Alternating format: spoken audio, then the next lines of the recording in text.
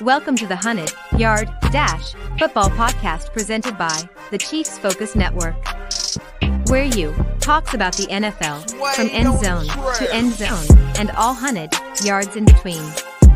Without further ado, here's you.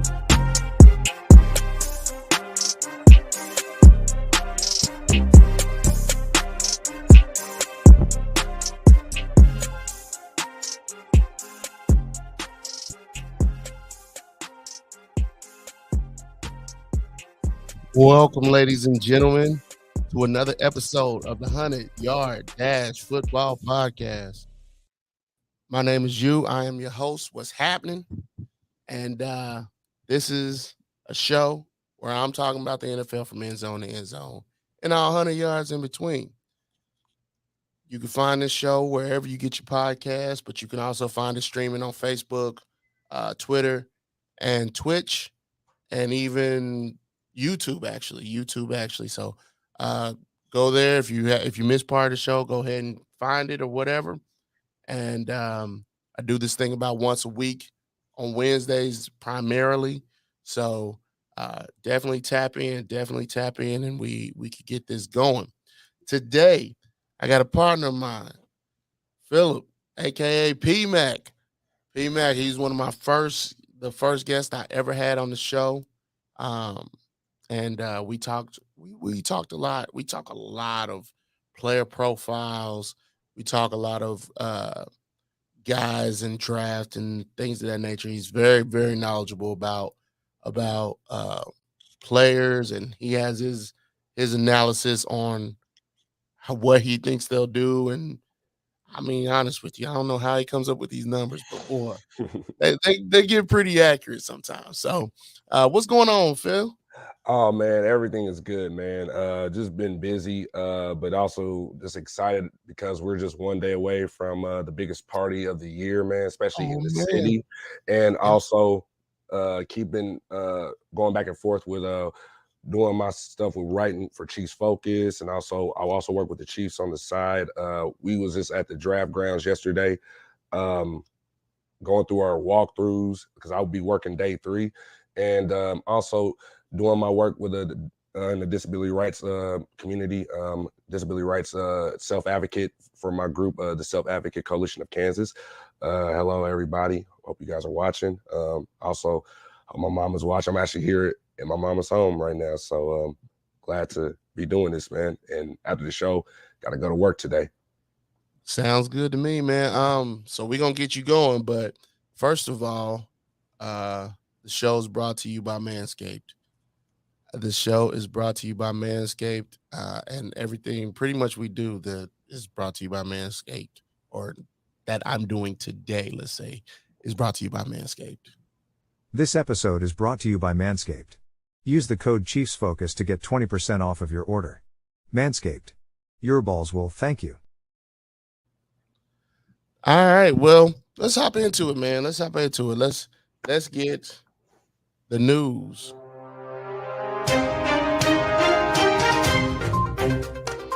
Man, so it's not a whole lot going on because it's right before the draft. So the draft is where everything really happens. Mm-hmm. But we finally were able to get Aaron Rodgers to the New York Jets. Finally. For me, it was almost like, shoot, don't look. If the Jets want to play hardball, let's play hardball. I don't care. Aaron Rodgers can sit. I mean, I know it's $50 million. I get it. And that was a mistake on the Packers. Oh yeah, man. Here's my thought process. Here's my thought process on that. The Packers got out of being themselves when they extended Aaron Rodgers for $50 million a year. They got out of being, we're the Packers, we're going to do what we're going to do regardless of how you feel. Because when they got rid of when they let Brett Favre go to the Jets, right? Right. They let him walk for Aaron Rodgers, right? Exactly. And so it makes me feel like Like, oh, y'all think Aaron Rodgers is such this tremendous talent that you're scared to let him walk or scared to let him go. And either that or you don't have any faith in Jordan Love. But I actually do think they have faith in Jordan Raven Love. I Jordan just Love. think they're scared to let Aaron Rodgers walk. But they did it with Brett Favre and let him go to the Jets. And now we see history repeating itself all over again. And I mean, let's hear your thoughts on it. I agree. I agree with your sentiments on that, man, because I mean, we saw it in 2021 when Aaron Rodgers ditched that game. Wink, wink. So I'm joking, but yes, he ditched that game, just like the NFC title game where he threw that pass to Devontae Adams, where he could have just ran in the end zone himself against Tom Brady. But anyway, that's a conversation for another day. But anyway, we saw it in that game against the Chiefs, and we should have, in my opinion, blown them out, but they held their own, especially Jordan Love staying in the game with us. That was very impressive for me to see there. And I feel like it was that game from that point on. They said, yeah, we're just waiting for the right time, because the writing was already on the wall, especially the day they drafted him, instead of going after Justin Jefferson or T. Higgins, even in the second round. I mean, like, it was already on the wall. It was just waiting for the perfect time for them to make this happen. But when you look at Aaron Rodgers and what he did last year, he did the best he can. But I mean, if just like Mahomes has that trust with us, it's like if you can't build that trust with you and your top brass organization, the front office, especially when you're working with the coaches, like if it can't be a team effort, because there's no I in team, but you guys can't work that stuff out, then that's where it led to, man. So new era begins. And yeah, like when he shipped him to the Jets, it's almost like it's funny, but I think Aaron Rodgers will do better than what happened with Brett Favre. But let's just hope history don't repeat itself. But so let me clarify. You think Aaron Rodgers will do better with the Jets than Brett Favre did with the Jets? Yeah, I don't think so, because I don't know if the brass for the Jets is any better than it used to be. I agree with that narrative. I do love the coaches. I do love Robert Saleh and what he brings to the table as far as coaching is concerned. He's got a top 10 defense. He's got a top 10 defense, so it helps. And then they went and got Aaron Rodgers weapons, so it helps. But let's be honest. If we're gonna be real about it, Aaron Rodgers' weapons didn't help him last season. No. There was only one weapon that would have helped him: Devontae Adams. And also MVS. Where did he go to? Yeah, I mean, let's be real. But anyway, let me let y'all know the compensation. The trade compensation per source: Jets get Aaron Rodgers, pick number 15, a 2023 fifth round pick, which is number 170 overall. The Packers get pick number 13. Yeah, they get pick number 13. So they swap first round picks. They get 2023 second round pick, which is 42 overall, a 6th round pick, number 207 overall, and a conditional 2024 second round pick that becomes a first. That could be a Rodgers. If Rodgers plays 65% or 65, of the plays. 3 questions. This trade gives me three questions.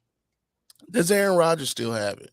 Because I don't feel I saw that he had it at the end of last season. At the end of 2022, I look back on the whole season of 2022 because I don't like taking portions of the season to where I'm cherry picking. Right. At the end of 2022, right, Aaron Rodgers was not great. And yes, they dug themselves in a hole at the beginning of the season. And they couldn't get themselves out. But they're in the weak NFC North. The weak NFC North, where Kirk Cousins' team was and the new coach, the rookie coach that they had up there. Kevin O'Connell, thank you. The rookie coach, they couldn't even gain ground on them. Okay. Not to mention Geno Smith and the Seahawks who lost a lot of steam at the end of the season. 49ers, they were the class of the NFC, in my opinion. Yeah. But let's be real. I don't know if Aaron Rodgers still has it. Yeah, I think he's not going to be the same guy that we all once saw. And I'm going to just say this. I feel like the writing was on the wall for me. Is like what Max Kellerman said, that NFC title game. Like, Aaron Rodgers has one Super Bowl under his belt.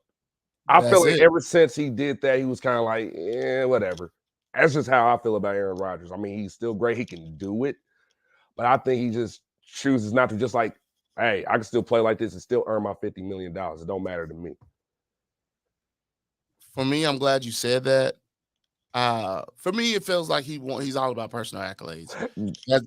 Personal accolades over Super Bowls. That's what it is. Tom Brady. You don't get 3 or 4 MVPs without worrying about yourself first. You can, don't get me wrong, but Aaron Rodgers has been this guy who is very pro me. You know, he's very about me. I'm not saying he's selfish, but he's selfish. He really might be. He might be twins with Nicolas Cage after all. I be the Ghost Rider. The Ghost Rider. You see Ghost Rider too when he do all those faces, like almost like Cruella DeVille.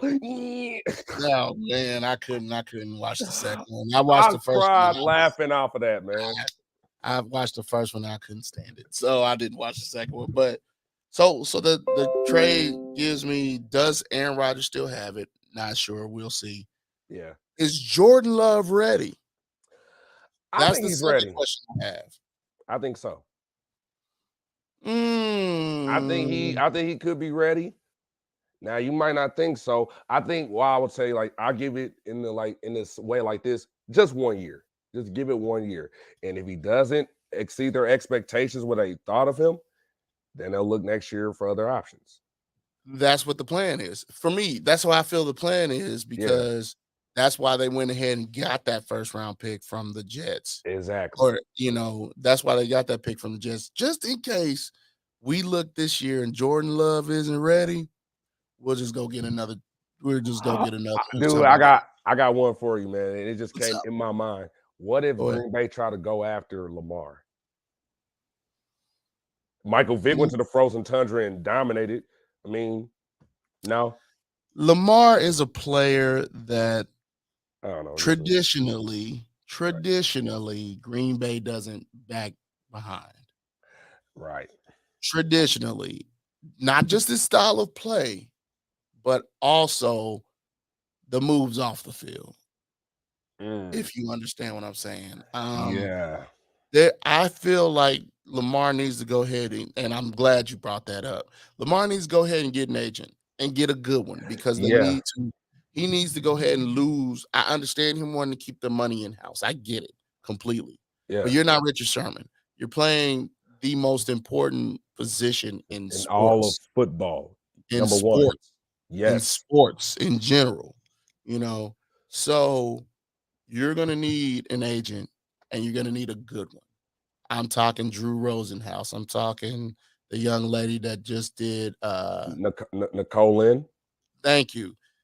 You're going to need a good agent. Mahomes' agent. I'm trying to think of some more.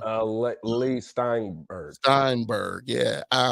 You're going to need a bulldog of an agent, because you are now battling damage control. So, so I like that. I like the idea more than I actually like the implementation, because I don't know if they'll do it. Yeah. But the last question I have is, how good of a coach is LaFleur? I don't think we have the answer to that yet. Yeah. I don't think we have the answer to that. He came from that Atlanta team that was up, in the Super Bowl. Kyle Shanahan and Dan Quinn and them. Dude, I got to tell you this story before we continue on with that about LaFleur. Yeah. It was the 2021 season. And, working at Arrowhead, it was my 4th season at that time as a, GSR employee of the organization. So I kind of do my little steps in the stadium, kind of like what the coaches do. either Brandon Daly when he does it, but Dan Quinn when we played the Cowboys, that game where Chris Jones went off on Dakota Rain Prescott. So anyway, 3 hours before kickoff, Dan Quinn was running up the steps and we were passing each other. I was actually waving to coach. And yes, I had my ring on from, the year we won against the 49ers, my staff ring. And next thing you know, he was trying to wave, and then he kind of like looked and he kind of think he saw it. And then he gave me that nasty look and just walked down. I said, the heck was that all about? And then something said, look on your finger. And I had my ring on. And I said, dude, are you serious? You were the head coach of the freaking Falcons. You were up 28-3 against Tom Brady. Whose fault was that? Don't be looking. I'm just trying to be nice, He's man. Salty. He's salty, man. He's salty. And it's nothing. Coach Quinn, if you're watching this, it's nothing against you, man. It's just that that's what I saw, man. And you're still a great coach. They were like the number one defense in football last season. And I don't know about that. Well, that's what the stats said, that's all. But anyway, though, so back on the floor. I don't know, man. Don't get me started on that. But we keep going. I know. I got Dallas Cowboy fans who's watching Uncle Mark and also my homeboy Brian Hayer. So, my wife's a Dallas Cowboy fan. And Ashley. I almost didn't marry her cousin, but all the good stuff about her overshadow her the fact that she's a Cowboy fan. So don't worry about that, man. My mama don't even like Dak Prescott, no way. Anyway, let's get back into it, brother. Right. Man. So now that he's a Jet, right, the Mahomes Aaron Rodgers game is back on this year. Finally. If Aaron doesn't ditch it, the State Farm Bowl, finally. Can we finally have the State Farm Bowl? We're going to have Jake from State Farm finally.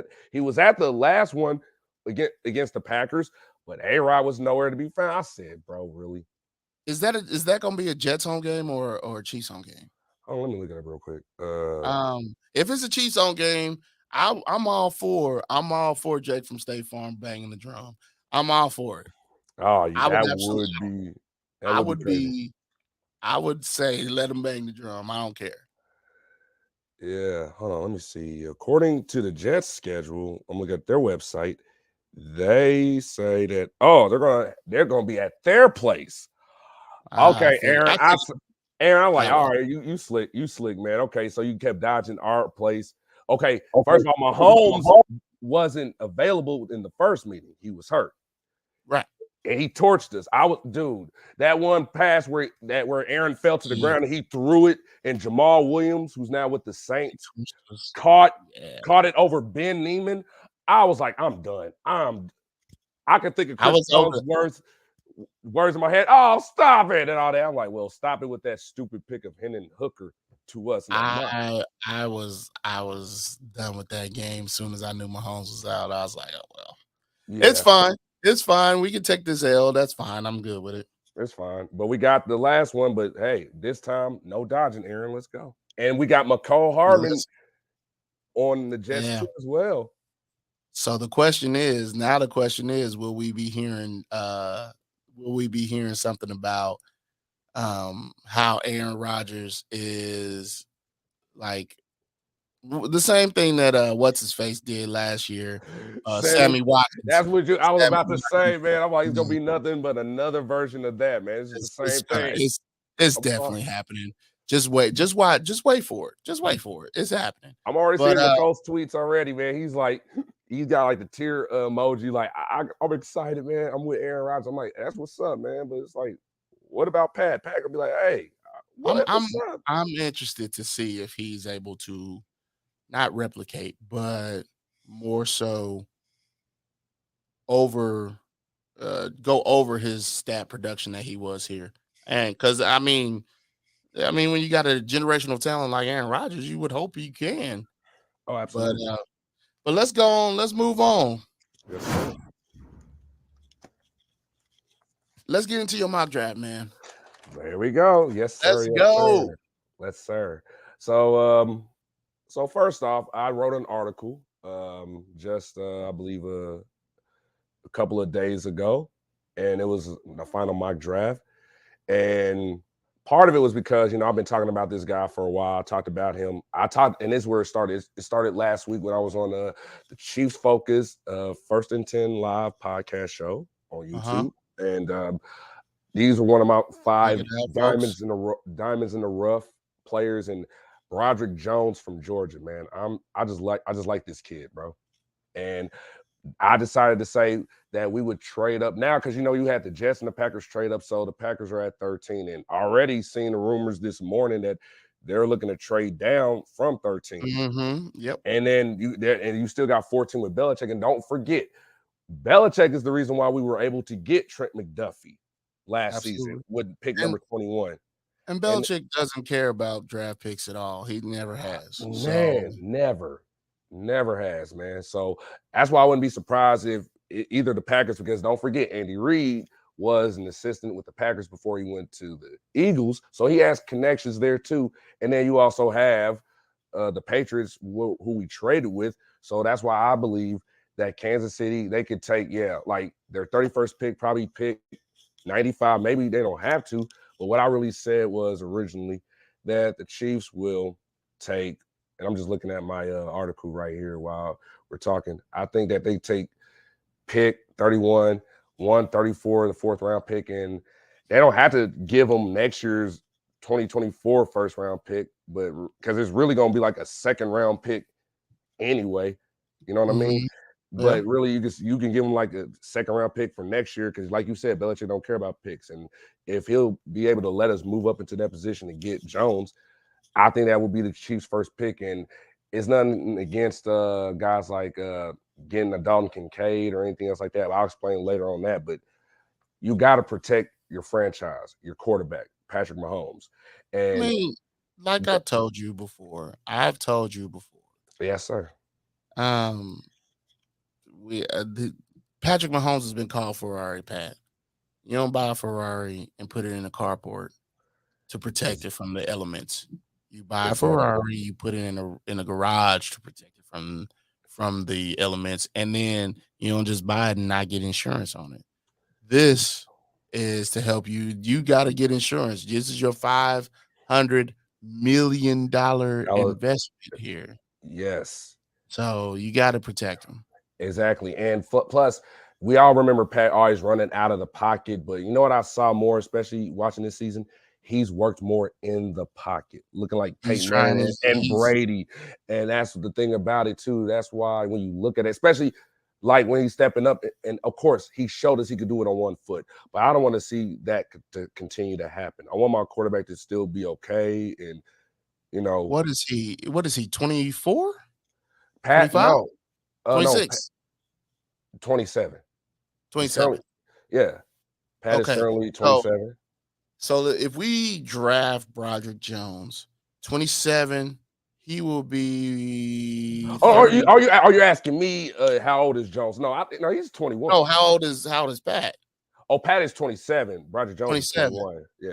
So we looking at. I feel like Pat has been through 2 phases of his career. I think he's been through the surprise phase, which was the first 2 years. And then not everybody knows who I am phase, the number 3. That's the second phase and then this last year was I can do more with less phase. So at some point, he's going to get to the I'm not going to scramble anymore phase. At some point, every quarterback gets there unless you retire first. But having Broderick Jones for 4 years under rookie pay scale, right, with the 5th-year option, and then if you like him, which with the 5th-year option would come into play there, you could sign him for another 4 or 5 years, which is there. You're talking about 9 to 10 years of learning Patrick Mahomes, growing with Patrick Mahomes, being able to understand, hey, Pat's not running as much this week or this year. I noticed that he's not running as much. So I need to bear down and be able to protect him in his pocket if that's what it comes to. So I like the idea of drafting hopefully the left tackle of the future. Yes, and I'm going to explain this why. I know what Brett Veach said about Jawan Taylor playing left tackle because he's athletic Oh enough. yeah, let's He talk about showed that. he shows it like he does. He's definitely has shown it. Even to me, better than what we saw from Niang trying to show out playing that left tackle from like 2 years ago on Twitter. But this is the thing.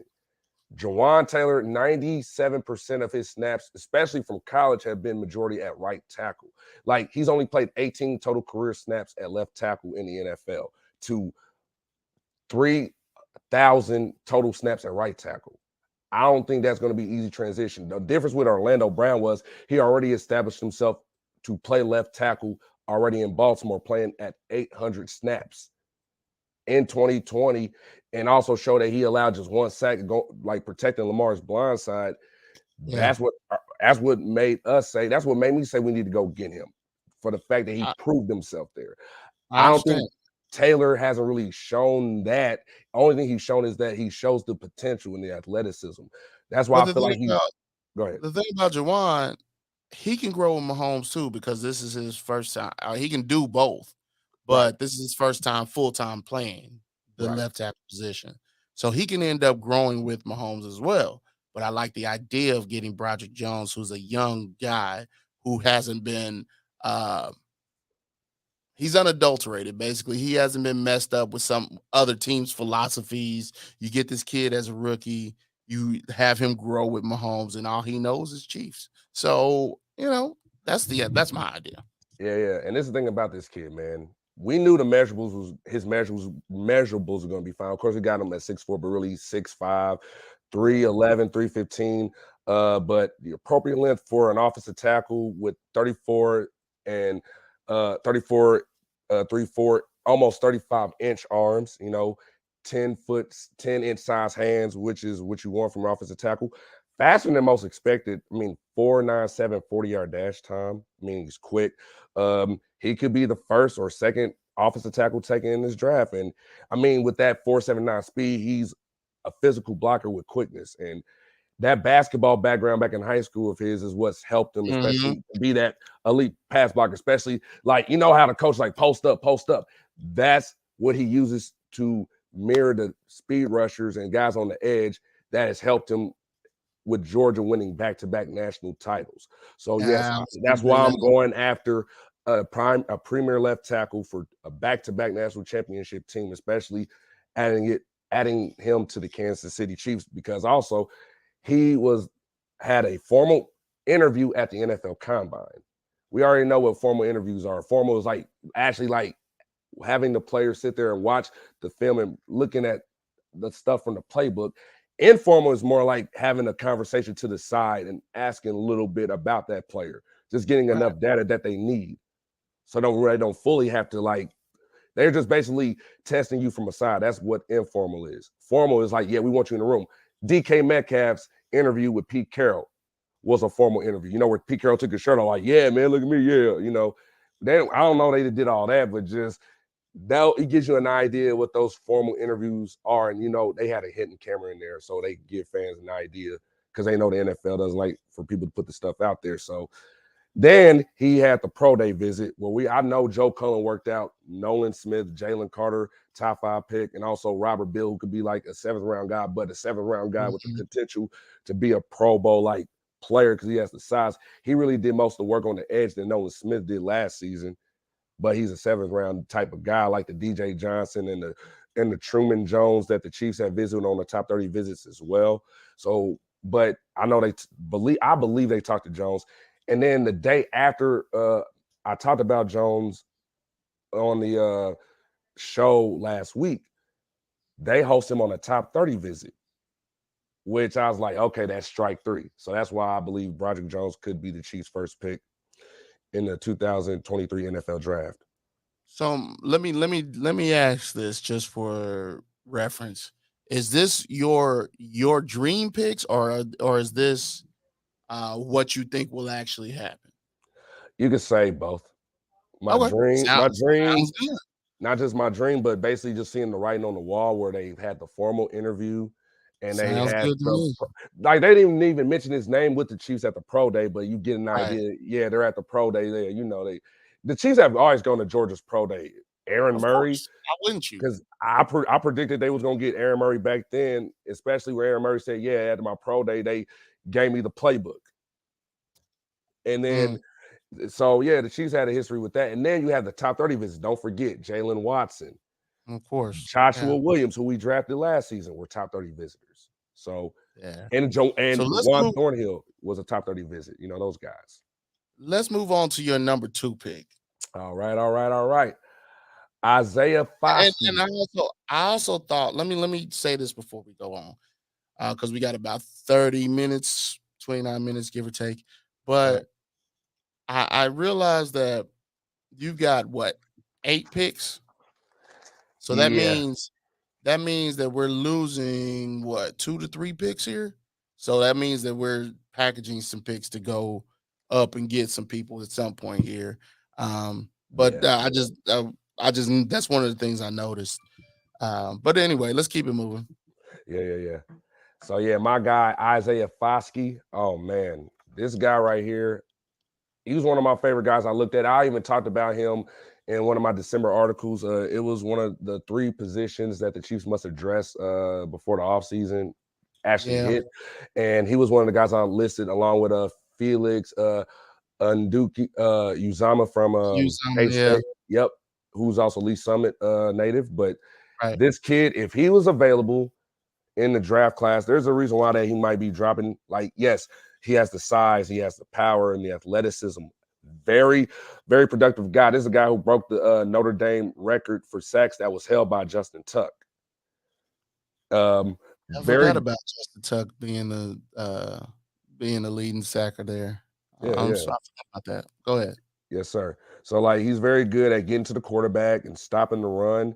The thing that might be the knock that might knock him down later into the second round, which will be music to the Chiefs series, is that he tries to win with his power and length and speed too much. But if you could coach him up and he also lacks a variety of moves, mainly making him look more like an outside guy, but a better version than what we were trying to get from Joshua Kano. That's just what I'm saying. But he gives you everything, the sacks and everything right off the bat. If you just coach and add some moves to his game, Joe Cullen, you already got a guy who's already productive and he could be scary good with the right coach.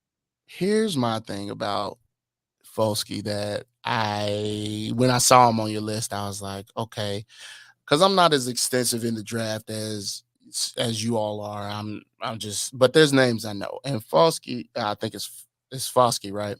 Yeah. But I think when I first realized you had him on the list, you know, I had to go back and look at some tape and just kind of browse through it. And the first thing I realized is I don't know if he could play inside yet. That's exactly And what I understand. And that you did say that already. And I understand that Joe Cullen and Joe Cullen and the Chiefs defensive staff have put a premium on guys that can change positions or on the line. Absolutely. They put a premium on guys like Justin Tuck, like what's the name for Good Morning America? Good Morning Football. Good Morning America. Good Morning America. Michael Strahan. Oh yeah, Michael Strahan. Yeah, and old Spags player. Right. That's my point. That's the point I'm trying to make. So OCU Manura, yep, Justin Tuck, and all those guys, they played inside, outside, no matter where you did, no matter what happened. If the situation called for it, they could have played inside, they could have played outside. And maybe it takes a year or two. Maybe it takes a year or two for Foskey to put up enough weight and strength to be able to play inside. But I think I thought about that. That was my first thought when I saw his name come across on your list. I was like, I don't know if he's going to be able to ever play the inside, but we'll see. We'll see. But that leads us into this next pick of yours. Let's go with it. Yes, sir. With the third pick, 95th overall pick, we got Moro Ojomo from Texas, defensive tackle. Like, he kind of reminds me of Allen Bailey, who was our 3-4 defensive end, basically interior guy in 2018, who was a very good duo mate with Chris Jones that helped him get that 15.5 sacks in 2018. And that's who Amojo reminds me of. And the one thing about his stat that I love is Pro Football Focus. One of the things I looked at is like the top defensive tackles in this draft class who dominates in pass rush win rate, but also run defense rate as well. So the only 4 players that I found who are like the complete outliers are Jalen Carter from Georgia, Kobe Turner from Wake Forest, Jalen Redmond from Oklahoma, and Ojomo from Texas. They dominate both in stop and getting to the quarterback and stopping the run. And when you look at a kid like this guy, he does a great job showing range down at the line of scrimmage. He uses his hands, got great hand strength to shed blocks. He can get tackles for a loss. He shows that he can rarely lose one-on-one battles. Has the reputation for staying on his feet. That's the type of player that could take on the double teams and open up Chris Jones or Charles Amanu if Charles Amanu is on the inside and Chris is on the outside, giving confusion on the opposing offensive lines, ways to try to stop either one, almost just like picking your poison with our offense when you're going against Patrick Mahomes. And that's what will make this guy such a valuable piece. So you're adding 2 defensive guys with Foskey and Ojomo, which will really make the Chiefs know how to use these guys. Because, we got Amanu, you got Carl Loftus and Dana, guys who are capable of playing on the inside, even knowing Chris is a main interior defensive tackle. He could play on the outside, and he had more success playing on the outside than he did in 2021 when Spags and then we're trying to experiment with that. And Joe Cullen definitely is a big reason, part of that. So I think when you get these 2 D linemen that I'm mocking with Joe Cullen, man, I think we'll be better than we were last season, man. And I think it also will help the defense overall, playing off of each other. Like the defense helps out the secondary, or the secondary. That's kind of the goal anyway. Yeah. Go ahead. I remember Sean Smith saying that years ago when he first signed with the Chiefs. Being the main press cornerback, he said that's what I love, where I get to jam guys at the line of scrimmage, which gives our guys like Tamba Hali and Justin Houston and Dontari Poe at the time enough time to get to the quarterback. And that's what we got to get back to, especially helping each other out. So this with Ojomo, I like him. The idea of him. First of all, we're replacing Colin Saunders, who left us. Absolutely, and he left us heading to the Saints in free agency. Because I really like Colin Saunders. He was coming along. He was the only one to get the sack on Jalen Hurts in the Super Bowl. Yeah. But this also gets this young guy to learn from Chris Jones. This gets the young. I do think we will extend Chris Jones. I definitely think he will be extended. But absolutely, either way, having this guy, he'll be extended sometime this summer, actually. But having this guy available to learn from him will be absolutely critical, in my opinion. But now, personally, I was thinking picking a defensive lineman with your second pick. But Ojomo, great pick here. So let's move on. Zach. Now let's talk about this tight end situation of yours. Here we go. Zach Kuntz. Now here we go. Now shout out to our guy JP, man. He speaks a lot highly about Dalton Kincaid. I'm not gonna lie. Kincaid, I would love to have Kincaid. My only thing is this though. There are other options besides just Kincaid, in my personal opinion, that you look at Kelsey. Kelsey was drafted with pick 63 in 2013, but it was the third round pick, but it's not the second round pick as it is today. You developed him into the guy that you see today. And I don't think you just like find a guy right off the bat who's good like that. The type of guy who was there was Kyle Pitts years ago. That's where you really had that type of Kelsey player. Kincaid, he gives you an element more like a Hunter Henry, in my opinion, more than a Kelsey, because, he does some of the same stuff that I saw Hunter Henry do for the Chargers. He's definitely a tight end one. If you draft him, it'll be like a tight end one. And Kelsey solidified as wide receiver one. But it's like you don't want to force too much on these guys. It's like you gotta Absolutely. find ways to help each other out, especially where it makes balance help for Patrick and also balance out the run game, especially everybody catching the ball. So that's why I went with Zach Kuntz with pick number 122, because he's the number one athletic tight end in his draft class, man. I mean, a guy that ran a 4.55 40-yard dash, a guy who has a 40-inch vertical jump for a 6'7", 255-pound tight end. Like, that's ridiculous. And when I looked at who has similar stats or who is he better, similar stats compared to Mike Gesicki from the Dolphins. But when you look at the comparison, he plays and reminds you of Jimmy Graham. And Matt Nagy, who's now our offensive coordinator, he's back at his position officially. Matt Nagy coached. Yeah. Matt Nagy. He coached Jimmy Graham over with Chicago, yeah. Right. And you saw how Matt Nagy utilized the tight ends, especially with having Alex Smith, especially his last year before he went to the Bears, while he was working with and developing Mahomes. And I also feel like that's also had a part where helped Mahomes become successful too early on from the start. But with a guy like Kuntz could put up the same amount of stats that I would see like if we got Kincaid in with the first pick, which is like Noah Gray played 289 snaps. That's what you got to look at. If you're going to get these guys, go look at the pass. Look at like Pro Football Reference. Look at the snap count site. Look at the total snaps those guys played those rookie years, like Noah Gray, 289 total snaps. If you get Kincaid and you get the same production out of him in that limited capacity, you will have 30 catches, almost 400 yards receiving, 4 touchdowns. But it's like, that's good, but it's like, that's not nothing to write home about. If you want to write home about something, you want Jamar Chase stats. You know, that's what the fans are expecting out of that. If you're going to go ahead.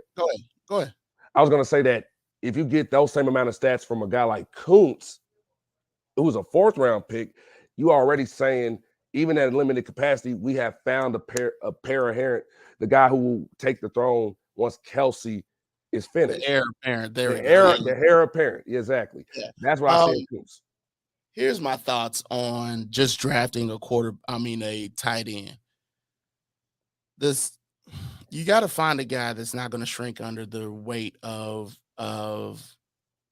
everybody's expectations. Because the thing about it is, coming off of a guy like Travis Kelce, who I do not believe will retire for another 2-3 years. No. Let's get that straight. But you could be crushed under the weight of being behind a guy like that. Yeah. If you're not careful. So, because fans' expectations mean a lot to players. They really do. And so getting a guy like Dalton Kincaid would make because he'd be a 1st-round pick. So that means the expectation is going to be here, right? Exactly. And so getting a Kuntz or getting one of the other guys, like personally, I know Irv Smith went from the Minnesota Vikings to the Bengals. I would have been in line I would have been okay getting Irv Smith from the Bengals. Oh, I would. From the Vikings. I'm sorry. From the Vikings, man. Absolutely. I like his for a 1-year deal too. Right. I liked his athleticism coming out of college. He had some very raw mechanics, but I think that, you never want to be the guy that follows the guy. Exactly. You want to be the guy that follows the guy that followed the guy, if you understand what I'm saying. Exactly. You don't want to follow the Hall of Famer in that position. You just want to follow the next guy.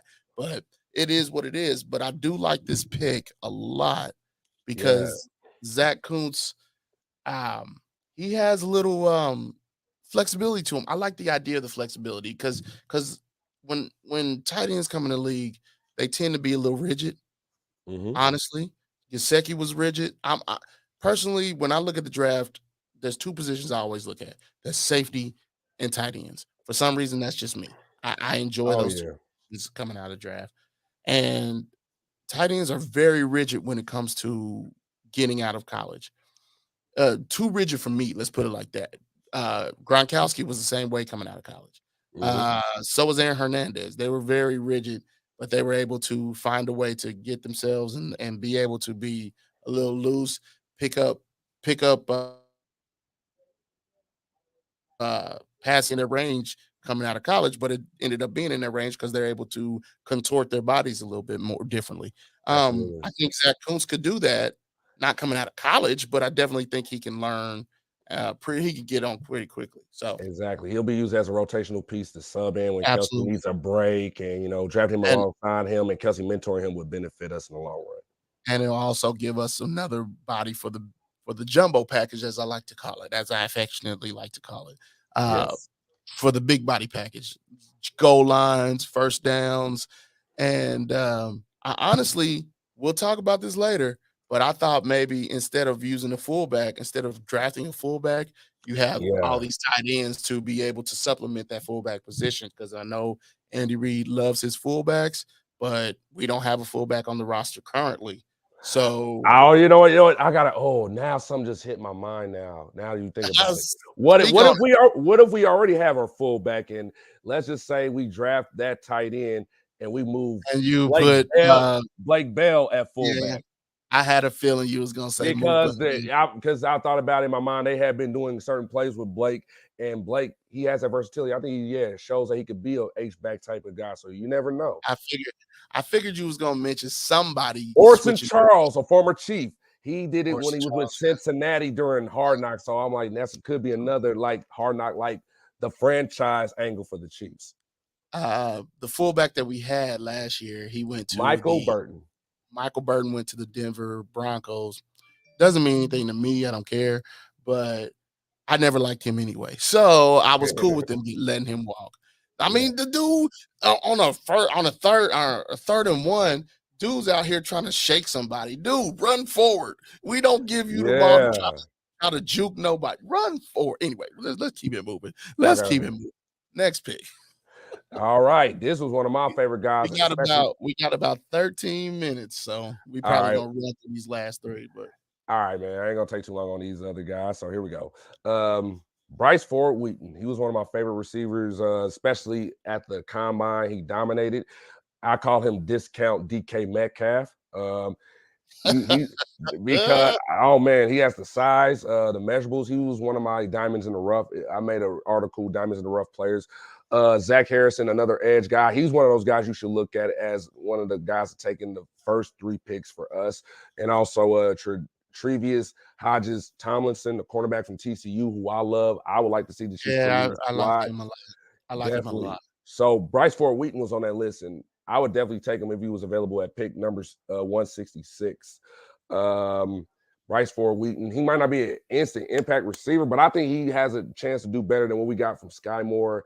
Probably we haven't seen since like Tyreek Hill came into the scene, because I think in 554 snaps, which is the total snaps missing from our wide receiver 1, because you brought back Justin Watson, also you signed Richie James from the Giants, and there's the question mark about what does that mean for Justin Ross, because Justin Ross still has the potential to actually be that guy. But when a guy like Bryce Ford Wheaton, in 50% of all the total snaps and guys in the FBS, he was top 10 in contested catches, similar to what is DK Metcalf and what he could do. This guy is 6'4", who runs a 4.38 40-yard dash. He nailed a 41-inch vertical jump. He's not a very polished route runner. If he took care of that, he'd be a top 10 lock. But so you're likely to get him off the board. But a guy with that rare size and combo speed could be an excellent replacement for Juju Smith-Schuster, I believe, in year 1. I think he, in 554 snaps, he could get over 500 yards receiving, score 4 or 5 touchdowns. You'll be like, wow, that's better than what we got from Sky Moore. But even though Sky Moore, we expected him and Kadarius Toney to get more opportunities, but this guy will be a perfect complement because of his speed. I think he would do for us what you got from Christian Watson did for the Packers last season, where he didn't kick it in until late. And I think that's what I see in Bryce Ford Wheaton. And he was also one of the other athletic guys. You're a better one than me, because I don't really trust any wide receivers coming out. Like, there's very few wide receivers that come in and pick up Andy Reid's system and just run with it. You know what I mean? Yeah. Normally, it's something you have to take a year to acclimate yourself to. Like, we didn't start seeing Sky Moore really get involved until the end of the season. That was the playoffs. that we really started seeing him really burst on the scene. T.O. was the only other guy. T.O. and Mizzou, Jeremy Maclin. Jeremy, that's my guy, man. Oh man, I love Jeremy Maclin. Absolutely. MIZ. That's what I'm talking about. But anyway, Jeremy Maclin and T.O., those are guys that were able to pick up, and then Deshaun Jackson able to pick up Andy Reid's system pretty quick. But there aren't many. Yeah, but there aren't many guys of that ilk. You know what I mean? There are not many guys that can do that. So I'm not putting that kind of expectation on any rookie coming out. If you do it, you do it. But I just don't put any expectation on that. But let's move forward with Mr. Ronnie Hickman. Well, yeah, either Ronnie Hickman from Ohio State, but really I had Jason Taylor II because he was one of our recent top 30 visits. But either Hickman or Taylor, it don't matter, man. We're getting a ball hawk. I mean, dude, I would even love to have Jordan Battle, but he would have to be a top Jordan Battle. Pick.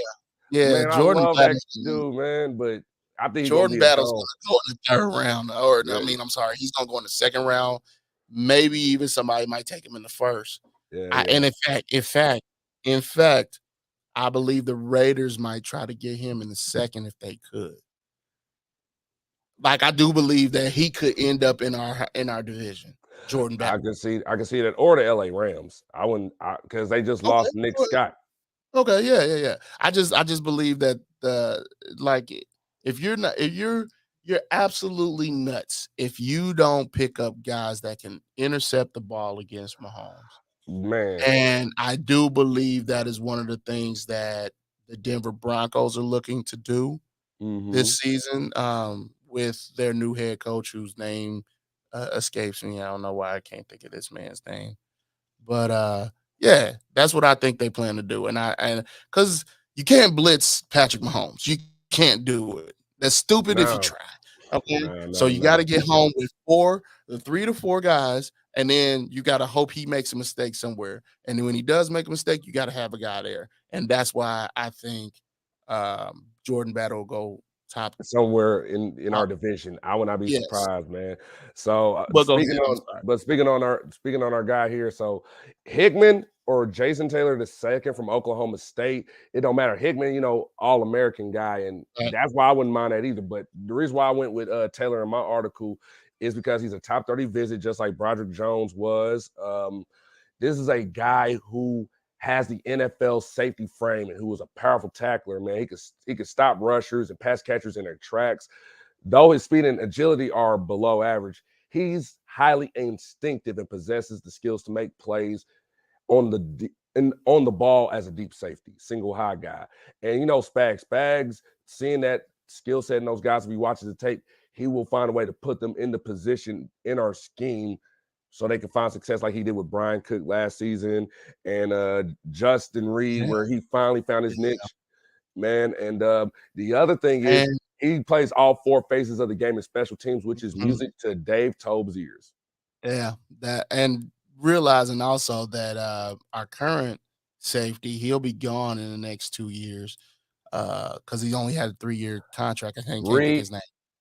Justin Reed. And he'll be gone in the next 2 years. So they're not going to re-sign him. It's just not going to happen. That's why I say Jordan Battle, bro. Jordan Battle is that complete outlier at the safety position. He will change the game. But it also gives Hickman or what the other gentleman that you mentioned, it gives them years to be under the system. So this is the time to start looking for safety.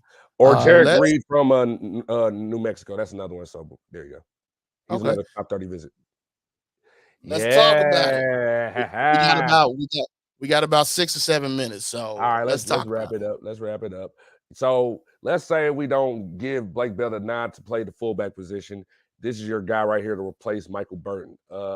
Hunter Lupique from North Dakota State. He is basically a Kyle Kuzek clone. Kyle Kuzek, y'all Chiefs fans should remember the guy who was giving us trouble in Super Bowl 54, man. And this kid coming out of North Dakota State, he can do the same thing, line up all over the field, fit into any scheme because of his versatility, but this is the type of player that has potential to be that type of Kyle Kuzak player for the Chiefs. Not only fullback, but H-back role, probably looking like one of the 3 tight ends, let's say potentially with Kuntz and Kelsey, maybe Noah Gray in there, and also Jody Fortson.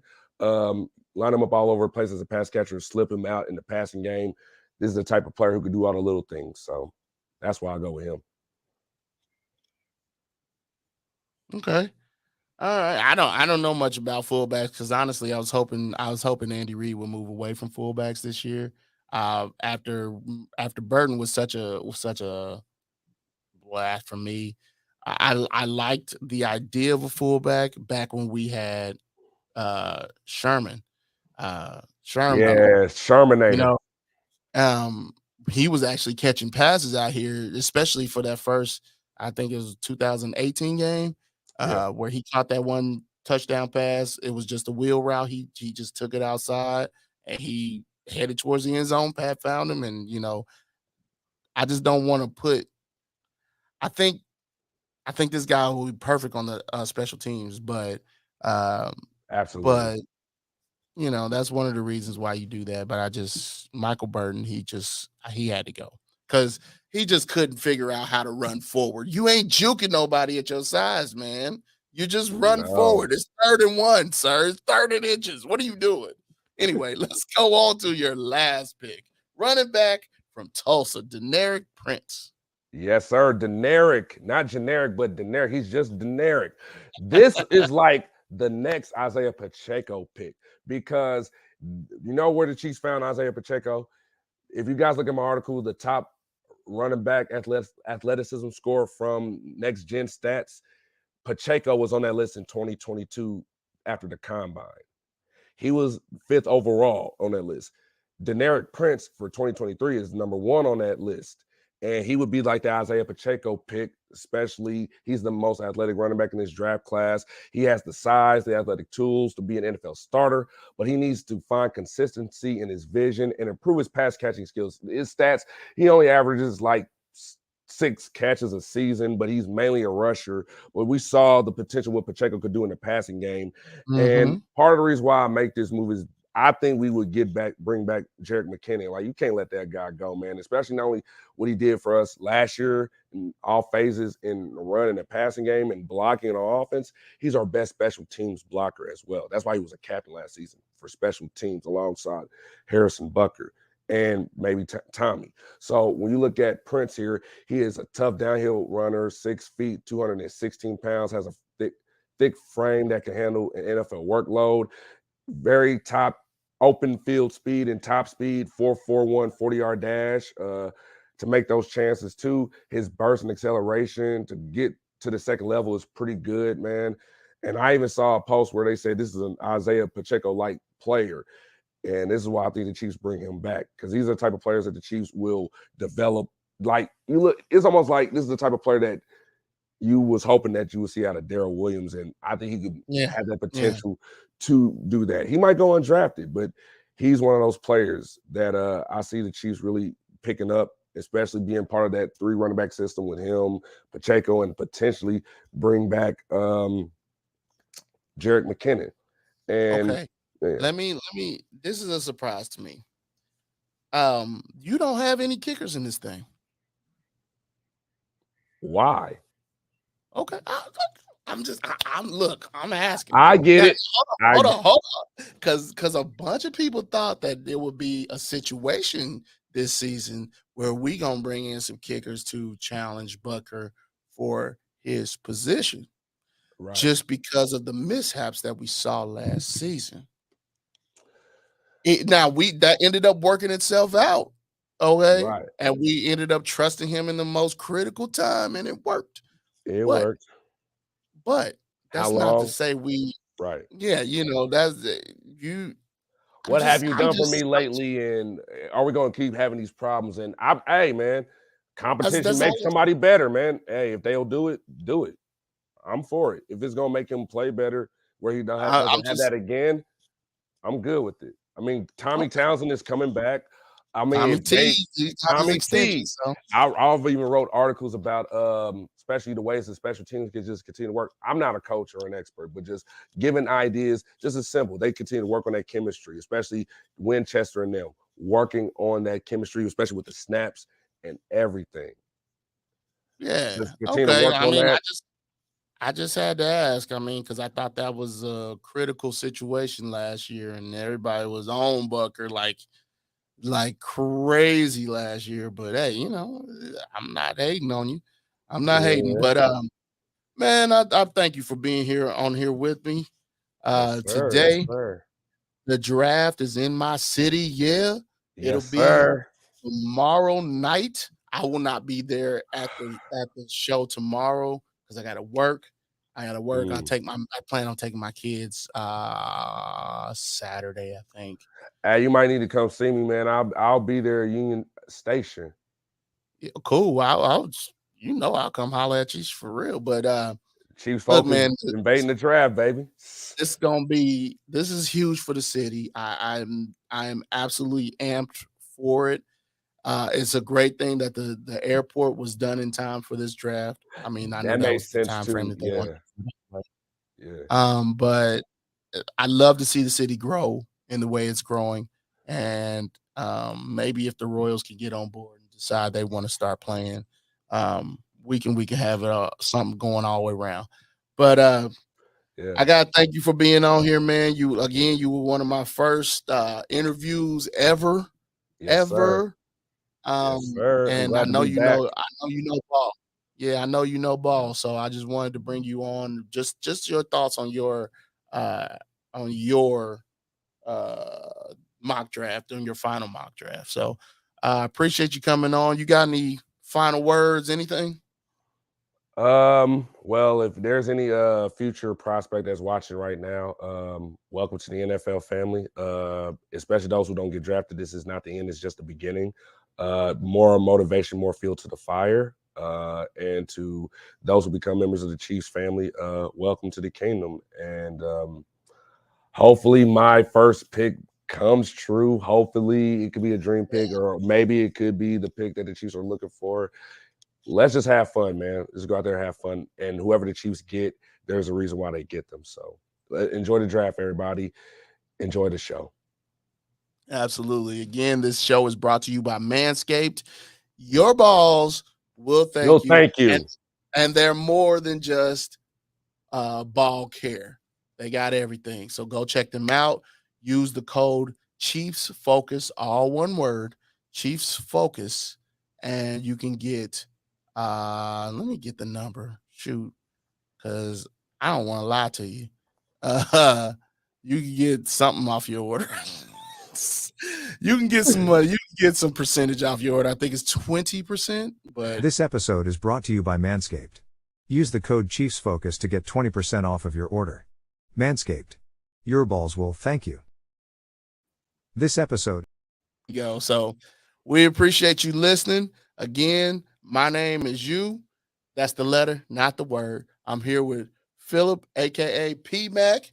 With Chiefs, he's a co-contributor with me at Chiefs Focus, and we appreciate you for listening. Again, you can find the show wherever you get your podcast, but you can always get it on YouTube.